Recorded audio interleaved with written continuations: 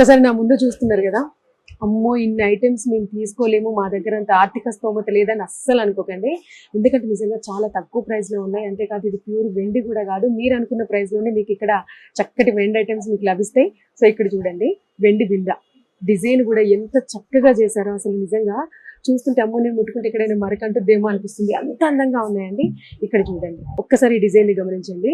అంటే మనం అమ్మవారికి ఓడి బియ్యం తీసుకెళ్ళినప్పుడు, లేదంటే ఆ తలంబ్రాలు కానివ్వండి, అటువంటి వాటికి ఇది చాలా చక్కగా యూస్ఫుల్ అవుతుంది. ఇక్కడ చూడండి, అంటే ప్రతి ఒక్క పాత్ర కూడా శుభకార్యాలకి ఎటువంటి వస్తువులు అయితే అవసరమో, అంటే ఖచ్చితంగా అబ్బా వెండి ఐటమ్ అయితే బాగుంటుండేది అని అనుకునే వాళ్ళకైతే నిజంగా ఈ స్టోర్ అయితే చాలా యూస్ఫుల్ అవుతుంది.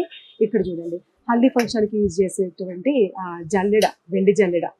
ఇక్కడ చిన్న చిన్న వెండి కలశాలు ఎంత అద్భుతంగా ఉన్నాయండి నిజంగా. అంటే మామూలుగా మనకి వెండి ఐటెం కావాలి, మా ఇంట్లో శుభకార్యం జరుగుతుంది, లేకపోతే మేము వేరే ఫంక్షన్కి వెళ్తున్నాము, ఆ ఫంక్షన్కి మేము వెండి ఐటెం జ్యువెలరీ మేము గిఫ్ట్ ఇవ్వాలి అనుకుంటున్నాము, వాళ్ళకైతే నిజంగా చాలా అంటే చాలా యూస్ఫుల్ అవుతుంది.